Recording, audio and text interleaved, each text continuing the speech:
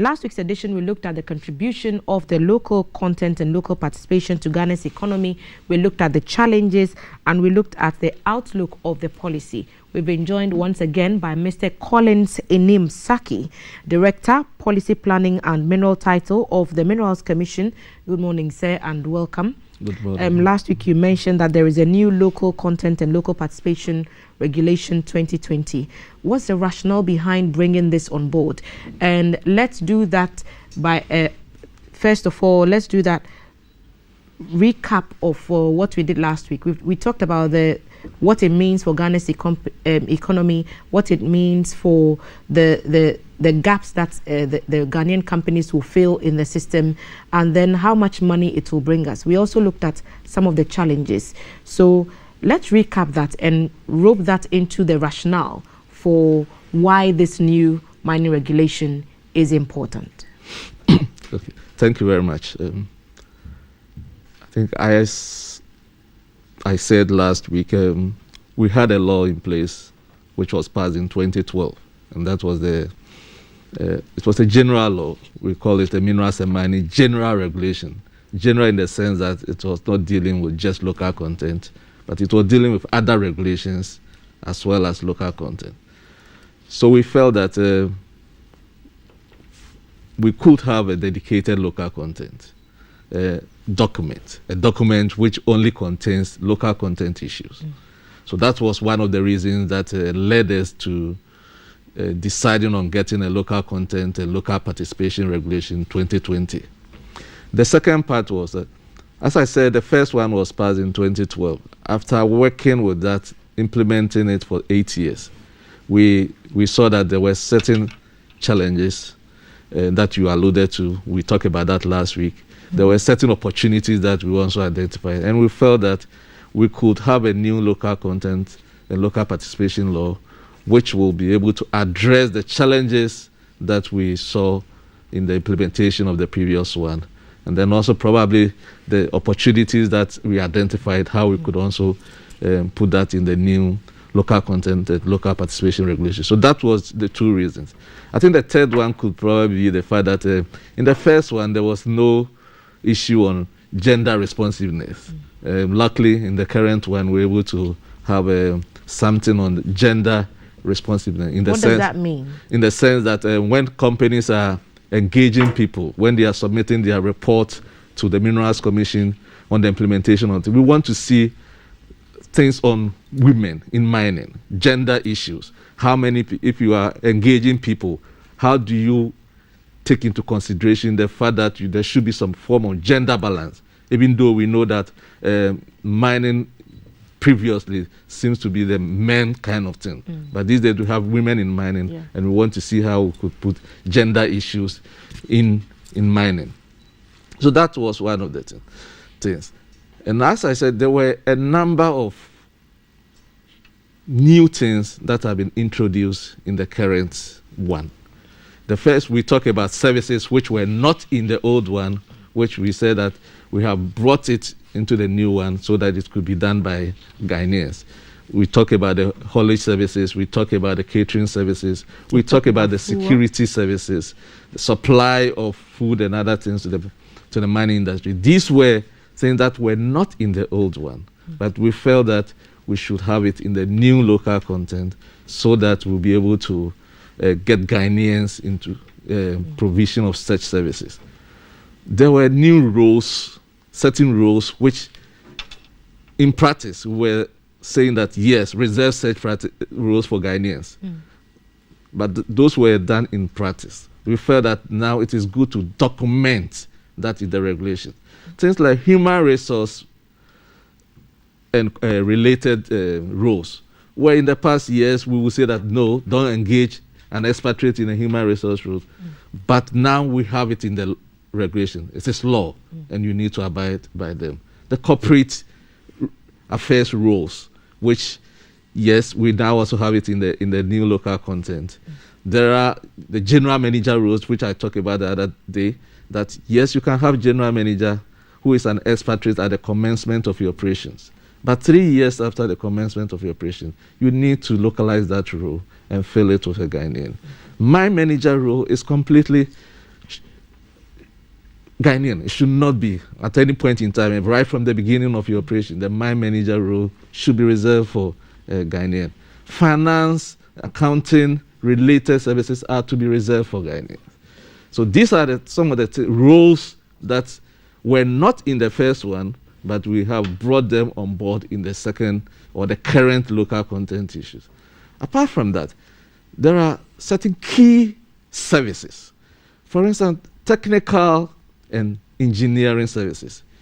In the past, it was not unusual to find some of the companies flying in an expatriate to come into the country, or signing contracts with a foreign company to come and provide such services, engineering and technical services. But we said no. It is unheard of. You can't find it anywhere where a company that is not registered in any country, to go to such country and provide services. Mm-hmm. Now, what we're saying now is that if you have to engage a company to provide engineering and technical services, the first option should be given to a Ghanaian company. That is the first option. If you're unable to find a Ghanaian company to provide such services, then the second option is that look for a foreign company which is registered in Ghana with the Registrar of Companies and with the Minerals Commission. And then that foreign company can form a joint venture or can collaborate with a Ghanaian company to provide that services. So that was not there. We have that now in. Then we have the legal services as well.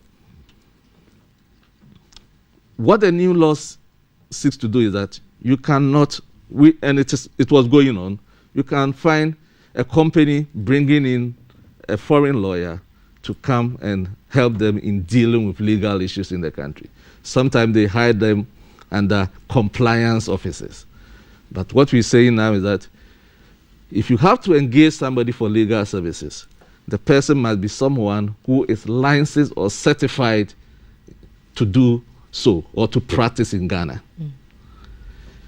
If for some reason you have to get a foreign partner, a foreign lawyer to assist, he has to do so in collaboration with a Ghanaian lawyer, certified lawyer. So that is also with the legal services. So the local participation, yes, it also makes room for certain levels of small-scale mining to be reserved solely for Ghanaians. But we find ourselves in a position where foreigners have openly engaged in small-scale mining, even illegal mining, because not all small-scale mining is illegal. How does the Minerals Commission handle issues of such nature? Okay, thank you. You are right. Small-scale mining is preserved for Ghanaians. Ownership of small-scale mining right from the inception in 1989, when small-scale mining was legalized, ownership was reserved for Ghanaians. So it means that no foreigner can apply for licenses to own small-scale mining. Along the line, we noticed that mining was becoming sophisticated. People will need equipment to carry on with the activities that they provide. So we allowed companies to work as mine support service companies to provide what we call contract mining services to small-scale miners. So some foreign companies, I think it started somewhere in 2000 or thereabout. So some few foreign companies we were allowed to register as mine support service companies to provide support services to Ghanaians through provision of equipment, through provision of finances, and then through provision of technical knowledge to assist them in doing that. Along the line, once again, when we realized that people were taking the opportunity, because you go to a small-scale mine site where you expect to see the owner of the mine there, he's not there. He has more or less abandoned the area and given it to the foreigner to operate there. So we stopped. When we passed this 2012, when we passed the Minerals and Mining Support Services Regulation, it reserved even the support services which previously we were allowing foreigners to do it reserved that also only for Ghanaians. So what it means that it barred foreigners from providing support services to small-scale miners. There was a clause in that law anyway that those who had been given, who were in place, who were providing support services, the foreigners who were providing support services to small-scale mining, before the law came into force in 2012, would be permitted to do so until the minister determines so. So there were 6 companies at the time. 5 of them folded up at a point in time along the line. It was left with just 1 company, which was Shanzi, somewhere in the Upper East, which whose registration has also been terminated now. So as we speak now, there is no foreign company that has been registered by the Minerals Commission or has been given legal backing to provide support services to small scale. If anyone is doing that, it is illegal. So can we say it is a lapse in our monitoring systems if we are seeing foreigners engaging actively in mining at all, and even in illegal mining? At the moment, if you find anyone doing that, it is illegal. I would not, well, partly, you can say partly monitoring, but where these people find themselves, sometimes it is difficult to locate them. Now, who brought them to the hinterland where they are working? And remember, these people sometimes carry out the activities in the night, midnight, when everyone is asleep. So it's difficult. It will be possible to eliminate this kind of canker if we have the backing and support of the community where these activities have been taking place. So it brings me to my next question. What's the level of engagement with the mining communities themselves? Because when you go to Obuasi, for example, for a mining town, it seems to lack in a lot of, social and basic amenities. So how can we expect those communities to have the capacity to provide the services that the local, the mining companies even need, so that they themselves can benefit? How do we ensure that mining communities are not left out in this whole drive to encourage local participation in our mining industry? I think in the past, companies were supporting the community through their CSRs, the community corporate social responsibilities. Let me quickly announce the phone lines so that we invite others to join in this conversation. We are talking to the Minerals Commission, and we are talking about local content and local participation. There's a law in the offing, and we are discussing what all that could mean for Ghanaian companies who are interested in providing services to the mining industry. The number to call is 0543 664 264, 0543 664 264, and that number will be displayed on your screen. Call us and let Mr. Amin-Sackey know what your thoughts are on what we are currently discussing. So we are talking about how mining communities they were helping through the CSR. Now we are moving towards what we call the community development agreement. We expect that before the mining companies starts operating, there should be some form of agreement between the community and the mining company, which spells out the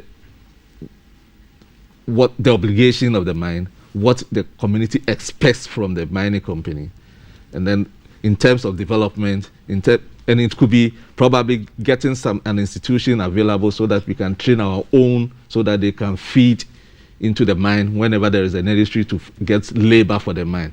So it's an agreement which will address a number of issues. And the law that's is being cooked now, if I can put it that way, do you identify challenges with its implementation? Because if you're starting a venture, by all means, you would have weighed possible risks. Okay. It's a new law. It was passed just 2020. We just started implementing it. But as I said, you cannot say that it's an entirely new law because there was one in place in 2012. And as I said, the challenges that we identified with the implementation of the old one, we try to address them in this one. So I think it's a new day early, and we hope that, as we move on, if there are any challenges, we'll see how we address them. As it is now, we've just started implementing it, and we've not encountered any challenges as it. Right. We are talking about companies providing catering, fuel services, providing haulage services. I've asked you this previously. Do we have the local capacity to provide these services so that there will not be need to fall on the expatriates? Because there's always a clause that says if this cannot be provided, then foreigners can come on board. The clause does not apply to those services that you just mentioned. Catering services is completely Ghanaian, and we do not think we have any Ghanaian company that is providing catering services to a mining company have gotten themselves into any challenge. We believe that we have the people who can provide such catering services, and they've been doing so since I think for the past 4 or 5 years when we started doing that through the support services. Security services, again, the same thing. We have companies that are providing security services. Once a while, they may want to bring in, if they want to provide some form of training to some people, they may want to bring 1 or 2 expatriates along the line to provide some form of training to the people. Then the fuel supply, we have not had any challenge. We had Ghanaian companies providing fuel to other sectors of the economy. So when we decided that, yes, let's reserve fuel supply to mining industry to Ghanaians, and we have not had any challenge. It's going on smoothly. Right. You can join the conversation. The number to call is 0543 664 264, 0543 664 264. Mr. Enim, Yes. What's the level of engagement between the Minerals Commission and its stakeholders in making sure that the contents of this law are made public and everybody understands clearly what their roles and expectations and responsibilities should be? Thank you. We are very much aware that no law will stand the test of time if you do not get the buy-in of the stakeholders that you're working with. So before the law itself was put in place, we had a number of stakeholder engagement. With the CSOs, we had also stakeholder engagement with the Ghana Chamber of Mines before the law was finally implemented. As I said, when we have to put up a list of local procurement list, the item that we put on the list, we together with the chamber, we discuss and then agree on what we need to put on that. Because there is no point putting something on the list which cannot be implemented. So yes, there is a great collaboration between us and our stakeholders. When it comes to Ghana immigration, for instance, when expatriates who work in the mining industry have to do so, they will need to get work permit from Ghana Immigration Services. But it's the Minerals Commission that will have to make recommendation on behalf of such expatriates through their mining companies to immigration. We have a forum where when the mining company submits its localization plan of expatriates that will be used and the Ghanaians that will be used, when the plan is approved, whenever the mine wants to apply for work resident permit for these expatriates, they will have to channel the application through us. We'll look at the plan that has been approved. Yes, is that rule meant for an expatriate? It is, then we make the recommendation. If it is not, we will not. Right. So there is that kind of collaboration. And before we wrap up today's conversation, what's the one thing you want people to always remember when it comes to this law? The one thing they can forget everything, they may forget everything else, but the key thing you want them to remember about this local content and local participation law is what? The law is made for all of us. As Ghanaians, we should position ourselves to take advantage of the several opportunities that we have in the local content law. So positions have been reserved for Ghanaians. What are you doing? Are you training yourself in certain ways that you will be able to take advantage of set roles? Services have been reserved for Ghanaians. Are you positioning yourself in certain way that will be able to also take advantage of that and provide services to those people? We have made what we call a certain margin of preference in the law, which says that when mining companies are assessing tenders, where bids are within, say, certain percentage, they should give that to the one with the highest Ghanaian content. That is in terms of ownership of the company, in terms of management of the company, in terms of employment of the company. So I think that we should position ourselves in such a position that we'll be able to take advantage of the good things in the law. Mr. Sackey, thank you for the insights as well today, and we'll engage again probably next week and go to another level of conversation on this Minerals Commission drive to educate.